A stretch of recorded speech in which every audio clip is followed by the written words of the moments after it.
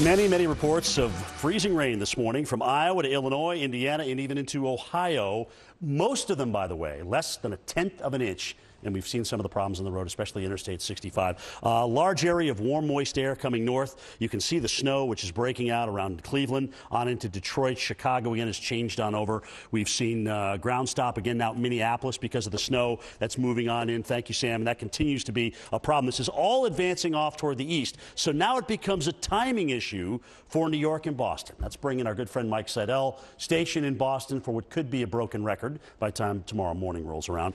So Seidel, take us through the timeline for Boston. Interesting rush hour tonight, maybe tomorrow morning or just afterward. I think it's going to be interesting on Thursday morning, not so much tonight. The snow gets in here after rush hour, Jim. Then tomorrow morning, probably some rain, some light rain left over. Temperatures about 40 or so, the warmest day in 6 weeks. And, you know, when you've got dogs, you got to find out if they love the snow. And these dogs, I think, love the snow. We've got Jeannie and Marilyn from Boston out here at Columbus Park. Good morning, ladies. Good morning. What's your dog's name?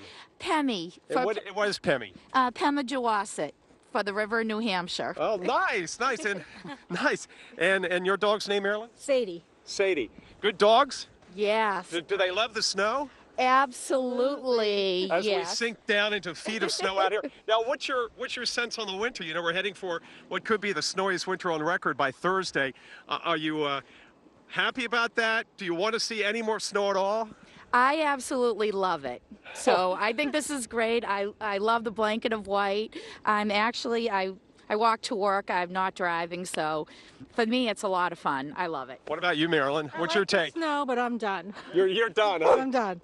Hey, are you done with the snow? Oh my gosh, I miss my dogs. I leave the house.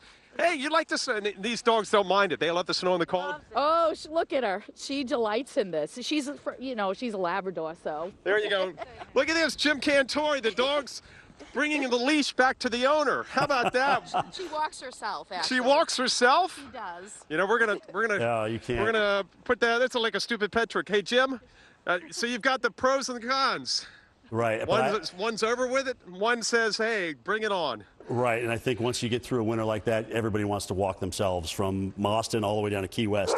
Let's talk. Good job, Michael. Let's talk about what we got going on. Strong jet stream here, large moisture transport all the way up into Boston, by the way, anchored by that upper low into the southwest, the same one that brought us the hail in Huntington Beach yesterday, small hail. And, of course, the cold air will come rocketing down across the Ohio Valley and even into Dallas again for Thursday morning. So amazingly changing weather here coming up. As Mike said, it'll be not tonight's rush hour, but Thursday morning looks to be a little on the snowy side, certainly. And then we change on over during the day, and then we're back to snow as we work our way in toward Thursday morning. So a wild ride indeed. Cold air plunging to the south, warm, moist air coming to the north. Here it is right here. Look at the rain and the thunderstorms around Lexington and Louisville, Charleston, West Virginia. This will be all rain tomorrow morning. All right, it will not be snow, but watch what happens during the day in about 12 hours. We're all snow.